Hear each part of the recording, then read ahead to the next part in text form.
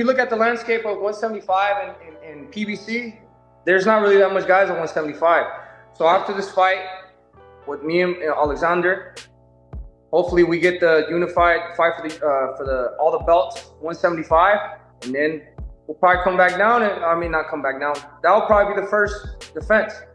David Morrell. That's the fight I wanted. These are the fights that excite me. There's some people, bro, that they're scared. They don't want to take fights. I embrace all of it. I think I want to fight the most dangerous fighters. I want to fight the best of the best because at the end of the day, bro, I'm here. I'm not going to waste my time and not, get the respect from the fans to fight the best of the best. I'm here to fight the best of the best. I have something to prove to myself. And I'm definitely going to stay with that mindset, and I want to fight the best of the best. And Morell's up there, 175. We didn't get it at 168. Let's get it at 175. Wow. That didn't last long at all. Terrible news to report, guys. So, by the way, that clip I just played for you, that's what David Benavidez said back in April, right before he was about to fight Alexander Gustik. Now, this is something that David Benavidez just said recently. He said, I don't want to fight somebody who doesn't mean something to my career. I only want to fight the best available. The best out there right now is David Morrell. Benavidez, he put up this post earlier. He said, cooking up something big for y'all for my next fight. Stay tuned. Then somebody asked David Benavidez who he's fighting next. And he says, if everything goes right and he accepts, I'm fighting against David Morrell. And then David Morrell, he put up this post saying that he's ready. And then he asked David Benavidez, are you ready?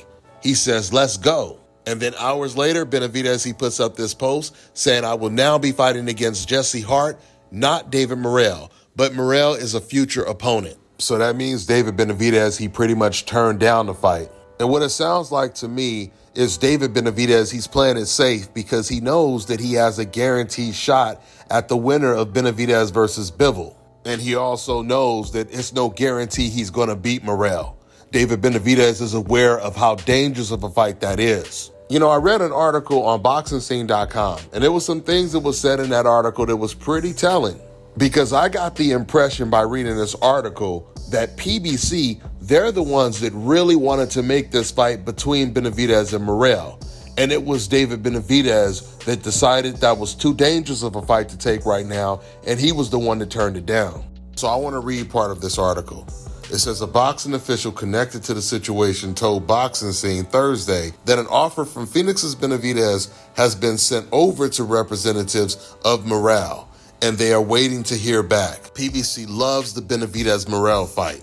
Everybody loves the fight because it's the best possible light heavyweight fight, the official said. Morrell has a big mouth, and he said things before. Things like Benavidez has chickened out from fighting him.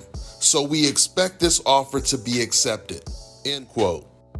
Okay, so when I hear this boxing official who's very close to the situation say PBC loves this fight, it's the best light heavyweight fight that can be made. That sounds like PBC, they really wanted to make this fight, obviously more than David Benavidez did.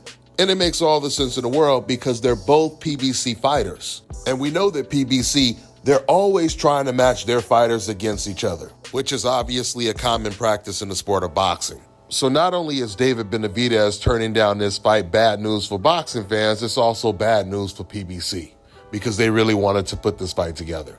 At the end of the day, as disappointed as I am, because I really was looking forward to this fight, there was talks that he might even fight on Errol Spence's undercard. And I told you guys in my last video that this fight would be bigger than the Spence versus Fundora fight.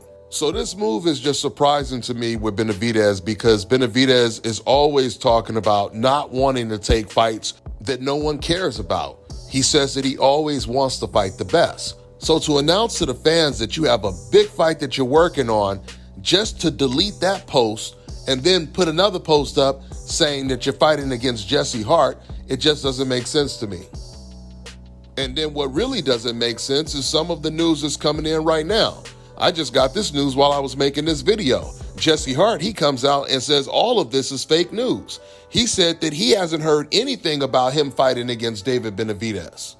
Jesse said, I don't know nothing about fighting David Benavidez. I haven't spoken to anybody involved in details about us fighting. I don't know where y'all getting this narrative. Wow. And this is the crazy stuff that goes on in the sport of boxing. David Benavidez announces he's fighting Jesse Hart next, and Jesse, he knows nothing about it. Well, hopefully for Jesse's sake, they let him know what's going on before the fight date. That's all I got for now, guys. I'm on to the next one. All right, now check this out, guys. If you're looking to repair eczema scars, burns and bruises, dark spots and blemishes, Fever blisters, diabetic ulcers, this right here is the perfect product for you guys. It's called LO Decay Face and Body Oil. Athletes and top-ranking boxers, they're also using it after training to reduce swelling, inflammation, and to ease the pain. So get yours today. Go to lodecay.com. like them on Facebook, and follow them on Instagram. Let me tell you guys about Issa Israel Law Firm. It is a full-service legal practice based in Denver, Colorado, an emerging hub for combat sports and high-altitude training. If you're a fighter inside or outside of the ring and you need a law firm you can trust to fight for you, visit thefighterfirm.com or email help@iilawfirm.com. Legal representation is usually limited to plaintiffs or defendants in Colorado, but iFirm can help anyone in the world with trademarking their business name, logos, and U.S. immigration issues. This brother has been my attorney for a while and helped guide me through all kinds of business and civil issues, so make sure you guys go to thefighterfirm.com. Let me tell you guys about Issa Israel Law Firm. It is a full-service legal practice based in Denver, Colorado, an emerging hub for combat sports and high-altitude training. If you're a fighter inside or outside of the ring and you need a law firm you can trust to fight for you, visit thefighterfirm.com or email help@iilawfirm.com. Legal representation is usually limited to plaintiffs or defendants in Colorado, but iFirm can help anyone in the world with trademarking their business name, logos, and U.S. immigration issues. This brother has been my attorney for a while and helped guide me through all kinds of business and civil issues, so make sure you guys go to thefighterfirm.com. All right, now check this out, guys. If you're looking to repair eczema scars, burns and bruises, dark spots and blemishes, Fever blisters, diabetic ulcers, this right here is the perfect product for you guys. It's called LO Decay Face and Body Oil. Athletes and top-ranking boxers, they're also using it after training to reduce swelling, inflammation, and to ease the pain. So get yours today. Go to lodecay.com. like them on Facebook, and follow them on Instagram.